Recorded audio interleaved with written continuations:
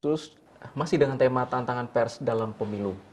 Kalau kita tadi sebelum kita lanjut ke pertanyaan berikutnya, budaya dari luar negeri Amerika itu bisa nggak dibawa ke Indonesia, Pak? Independensinya dan netralitasnya.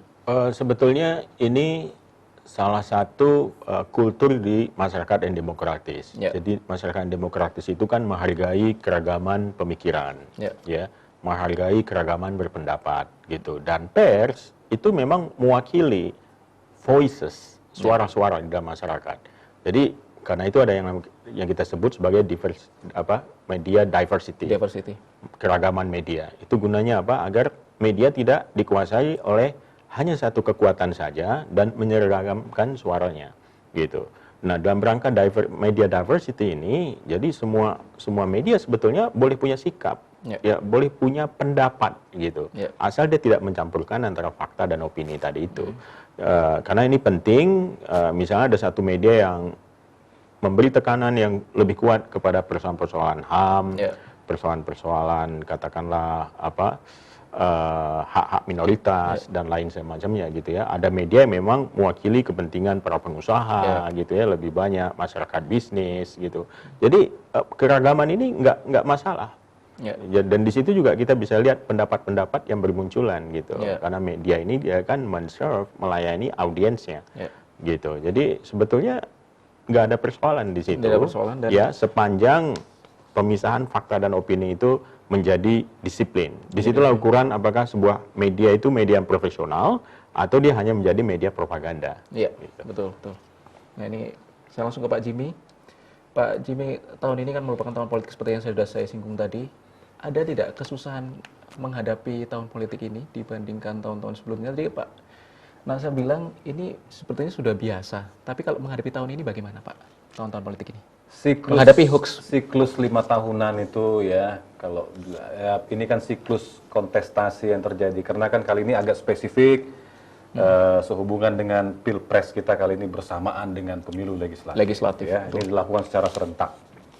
Jadi ada yang namanya satu kultur demokrasi kita yang memang masyarakatnya kita lihat sama-sama tidak mudah ya untuk memastikan masyarakat kita ini kalau menerima informasi atau berita itu semuanya dari sumber yang benar, dengan konten yang seperti yang kita harapkan.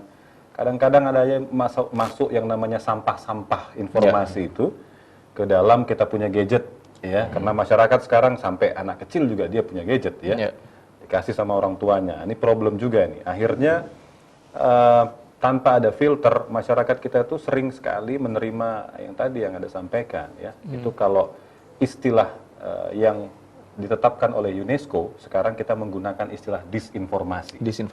Ya, sesuatu yang sering kita sebut dengan kabar bohong itu, kita sebut sekarang dengan disinformasi. Maka disinformasi yang masuk itu semua inilah yang sebenarnya ingin kita edukasi masyarakat. Bagaimana caranya agar cerdas dan bijaksana. Saya dalam berbagai kesempatan selalu mengajak semua pihak. Jadi apakah itu pers atau non-pers, untuk tetap menjaga yang namanya prinsip kecerdasan dan kebijaksanaan. Masyarakat itu bisa cerdas, ya, sebagai konsumennya pers atau konsumennya berita. Pers juga bisa cerdas, banyak, ya. Tapi pertanyaannya, bijaksanakah kita? Salah satu kebijaksanaan kita adalah ketika kita memiliki satu filter terhadap apapun yang datang ke kita. Anda memberikan sesuatu ke saya belum tentu bisa langsung percaya. Apakah itu dalam bentuk makanan atau minuman, saya pasti akan bertanya dulu, ya. Dan seterusnya. Itu kan mekanisme yang ideal yang harus dilakukan. Termasuk diantaranya dalam rangka munculnya yang tadi itu, kalau sering disebut dengan hoax, ya, atau disinformasi tadi. Maka memang menjelang yang namanya pemilu ini, ya, 17 April nanti, sudah pastilah, ya, ini bagian dari satu siklus demokrasi atau pesta demokrasi yang memang akan bertubi-tubi itu datang. Apakah serangan dari masing-masing kepentingan politik, atau apakah ini antar partai, karena kan kita tidak hanya bicara soal kontestasi dua kandidat capres dan cawapres, tapi juga ini ada partai-partai pendukung, ya, ada partai oposisi atau juga yang koalisi, ya. Kemudian ada juga ribuan calon legislatif, baik itu untuk tingkat pusat, DPRD tingkat provinsi, kabupaten dan kota. Jadi ada banyak sekali peluang-peluang munculnya tsunami hoax tadi, ya, atau tsunami disinformasi tadi, yang memang membutuhkan kebijaksanaan dari masyarakat. Bagaimana caranya supaya masyarakat lebih bijaksana? Dewan Pers ini memang salah satu tugasnya, itu kita sudah bertahun-tahun ya Pak Nezar, melakukan yang namanya literasi media. Literasi media. Nah, kalau sekarang lebih mengkerucut lagi literasi digital kepada masyarakat. Semua segmen kita ajak ketika Dewan Pers bertugas di daerah-daerah, kita biasanya akan menyempatkan untuk melakukan literasi agar masyarakat itu cerdas dan bijaksana dalam memilah dan memilih media yang dijadikan referensinya setiap hari. Ya, maka ini menjadi satu tantangan tersendiri. Nah sekarang kembali lagi, bagaimana selain Dewan Pers, karena nggak mungkin ini hanya menjadi tugas Dewan Pers. Kita ingin mengajak semua masyarakat untuk bisa sama-sama aware, ya, sama-sama peduli terhadap boomingnya media-media ya, secara kuantitas ya, jumlah tadi yang saya sebutkan di awal 4.000 lebih ini. Nah, ada yang namanya pasal 17 di Undang-Undang nomor 40 tahun 99 tentang pers yang mengamanatkan tentang peran serta masyarakat. Peran serta masyarakat inilah yang menjadi bagian penting dalam sinergitas bersama dengan Dewan Pers untuk mengimplementasikan Undang-Undang Pers ini dalam rangka menjaga kemerdekaan pers atau kebebasan pers itu. Karena kebebasan pers itu bukan hanya milik pers, bukan hanya milik Anda, bukan hanya milik segelintir kelompok-kelompok industri media. Tapi kemerdekaan pers itu sesungguhnya ya yang namanya komisarisnya atau pemilik sesungguhnya itu adalah masyarakat.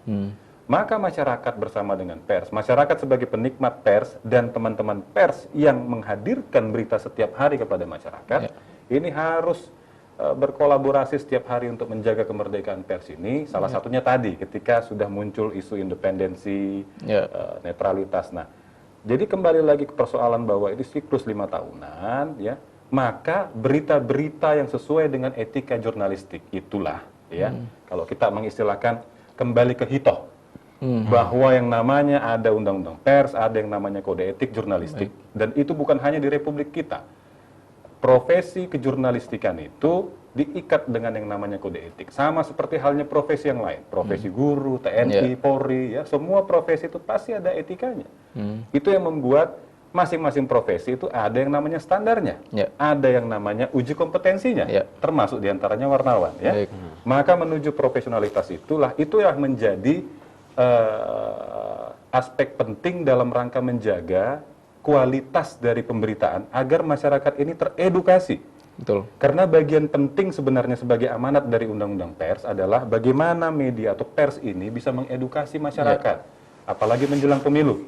Kalau sampai beritanya yang dihadirkan oleh pers ini justru membuat masyarakat takut, resah, kemudian masyarakat jadi nggak ngerti membedakan hoax, maka sesungguhnya ini adalah bagian dari kegagalan pers dalam mengedukasi masyarakat. Ya, itu yang menarik.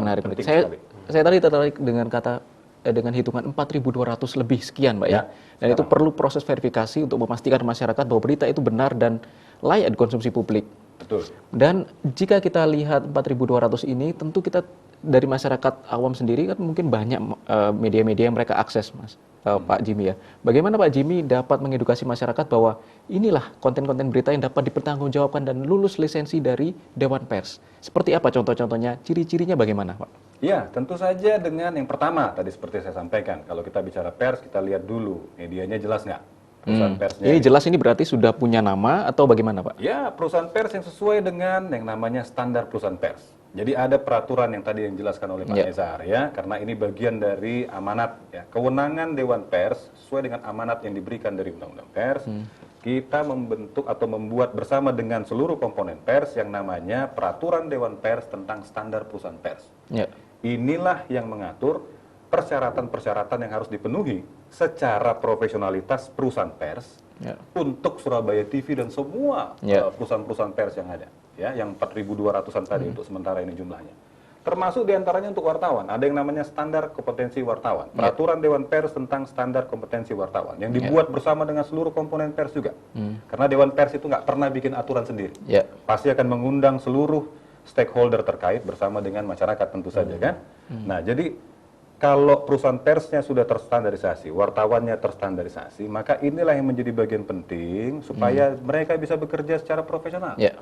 Ya, kalau ini nggak profesional, maka hasilnya masyarakat pun akan setiap hari menikmati sesuatu yang tidak berkualitas. Ya. Baik. Inilah yang menjadi indikator kenapa kalau kita lihat ya negara-negara maju. Ya. Kita bicara sedikit lebar. Jadi negara maju itu biasanya persnya juga maju. Ya. Nah, kita sekarang masuk dalam kategori negara berkembang. Di sini kita pembelajaran, apalagi ini dalam persiapan menjelang pemilu. Ini ujian bagi pers. Ya. Bagi masyarakat, bagaimana caranya kita menerima fakta-fakta yang ada terkait dengan persiapan pemilu. Apakah misalnya tetangga Anda sudah tahu, selain tanggal 17 April, bagaimana teknis untuk datang ke TPS? Ya. Itu tugasnya siapa untuk menyampaikan? Bukan hanya penyelenggara pemilu, tapi kan pers. Walaupun penyelenggara pemilu ya juga lewat media juga. Lewat media, karena media yang bisa penetratif ke masyarakat. Ke masyarakat turun langsung. Ya. Nah, di samping itu jangan lupa, media itu punya yang namanya social responsibility. Punya tanggung jawab sosial. Ya. Dan itulah salah satunya dibuktikan dalam proses-proses yang namanya pesta demokrasi. Ya. Nah, disinilah peran dari pers untuk sekali lagi mengedukasi masyarakat, mengedukasi saudara-saudara kita, tetangga kita, seluruh masyarakat Indonesia supaya siap dan jangan sampai seperti membeli kucing dalam karung. Supaya dia ngerti nanti mekanisme pemilu itu seperti apa. Ya, dia masuk nggak dalam daftar pemilih tetap misalnya. Nah, ini kan bagian dari pers, bukan hanya sekedar kegaduhan perang opini antara 01 sama 02. Bukan hanya itu saja, ya. Kita harus itu yang tadi saya maksudkan dengan cerdas dan bijaksana. Ya. Kenapa tadi saya menanyakan demikian? Karena dari sekian media tentu ada yang condong ke satu atau condong ke dua atau condong ke salah satu pihak. Nah, ini kan kita sebagai orang awam, sebagai masyarakat penikmat berita, otomatis seperti contohnya begini, Pak. Mungkin ada media A.com, saya ambil contohnya A.com atau analoginya begini, A.com dan B.com. Kita memastikan bahwa A.com dan B.com ini salah satunya ini yang merupakan benar-benar verifikasi dari Dewan Pers, benar-benar konkret beritanya dan tidak memanipulasi dan benar-benar ini layak dikonsumsi publik dan tidak condong ke salah satu. Secara kasat mata kita melihatnya bagaimana? Itu apakah dari kata-katanya itu sudah jelas atau dari mungkin dari isinya, kontennya, dari sumbernya atau bagaimana? Itu bagaimana kita melihatnya, Pak? Tapi jangan dijawab dulu, kita akan kembali lagi di dialog khusus. Kita akan kembali sesaat lagi, tetap di dialog khusus. Usai jeda.